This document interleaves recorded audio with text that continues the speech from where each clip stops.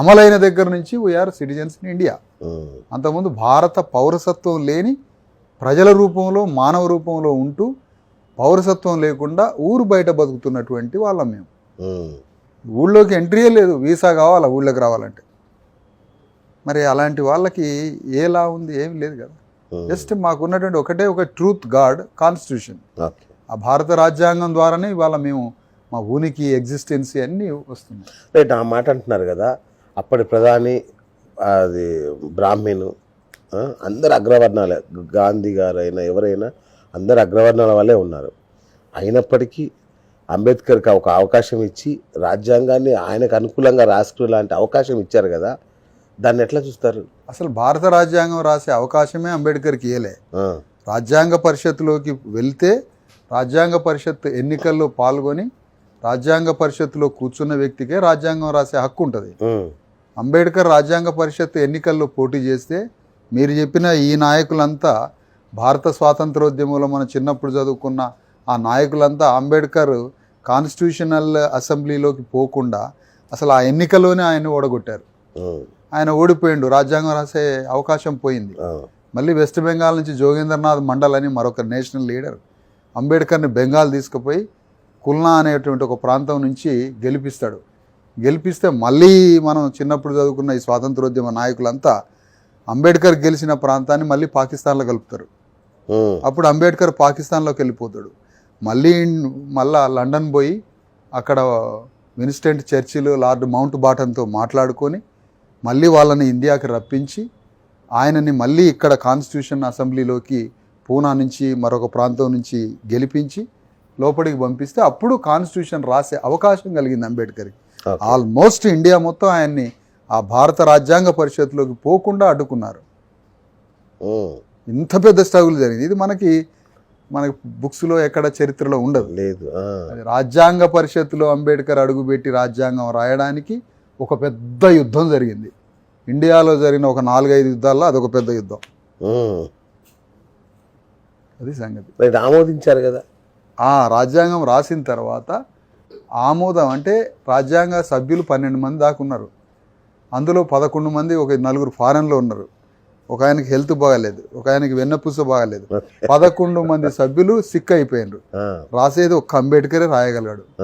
ఆయన పొద్దున రాత్రి 24 గంటలు కష్టపడి 3 years ఆయన రాసిండు. ఆ 3 సంవత్సరాలు రాసే యోగ్యత, అర్హత, శక్తి అన్నీ ఉన్నాయి కాబట్టి బట్ అనివార్యతగా ఆయన్ని ఆమోదించక తప్పలేదు.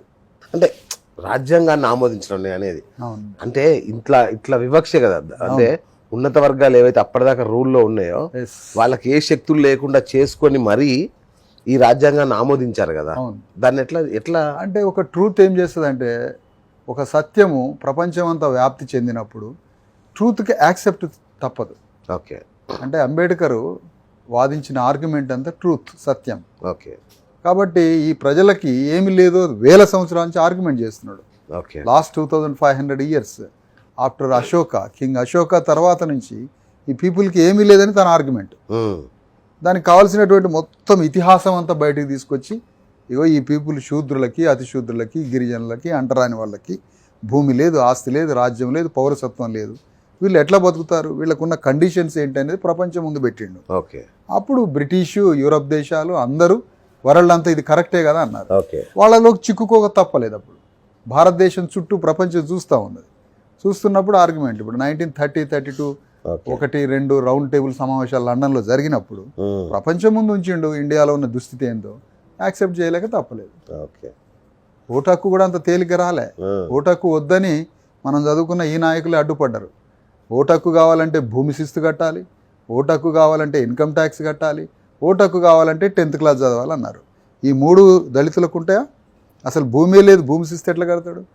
₹1 జేబులో పెట్టుకునే అర్హత లేదు అకార్డింగ్ టు మనులా. మరి రూపాయి ఎక్కడి నుంచి వస్తుంది? 10వ తరగతి అసలు అక్షరద జ్ఞానమే వీళ్ళకు ఉండకూడదు అని చదువుకునే హక్కు లేదు. 10వ తరగతి ఎక్కడ చదువుతాడు? 3 అర్హతల్ని అడ్డుపెట్టి ఓటు హక్కు లేకుండా చేస్తే Ambedkar every human body head, తలకాయ ఉన్నటువంటి ప్రతి శరీరానికి ఓటు హక్కు కావాలని ఓటు హక్కు ఇవ్వబట్టి ఇవాళ శూద్రులైన అందరం మనం ఓటు హక్కు సంపాదించాం. ఈ స్ట్రగుల్ ఎక్కడైనా చాప్టర్లు ఉందా గవర్నమెంట్ పాఠ్య పుస్తకాల్లో? సీరియస్గా మీరు చెప్పే వరకు తెలియదు. ఈవెన్ ఇండియన్ ఎలక్షన్ కమిషన్, ఉమ్, భారత ఎన్నికల సంఘం, దాని కంట్రోల్లో ఉండే ఎలక్షన్ సిస్టంలో కలెక్టర్ నుంచి చీఫ్ సెక్రటరీ ఎంఆర్ఓ వరకు మనకు ఓటాకు ఎక్కడి నుంచి ప్రొడ్యూస్ అయింది అనేది ఇంతవరకు చెప్పట్లే. ఉమ్, ఎంత బాధాకరం ఇది. ఒక అమెరికాలో ఓటు ఎట్లా వచ్చిందో ఆ స్ట్రగుల్ అంతా చెప్తారు. అమెరికాలో ఉమెన్కి, అక్కడ ఉన్న బ్లాక్స్కి ఓటు ఎట్లా వచ్చిందో అది చాప్టర్స్ చెప్తారు అక్కడ. మన ఇండియాలో మనకు ఓటు ఎక్కడి నుంచి వచ్చిందో చెప్తారా? దానికోసం జరిగిన స్ట్రగుల్ చెప్తారా? చెప్పరు. ఆ స్ట్రగుల్ అంతా మన పీపుల్కి తెలిస్తే ఎప్పుడు వీళ్ళు లిబరేట్ అయ్యేట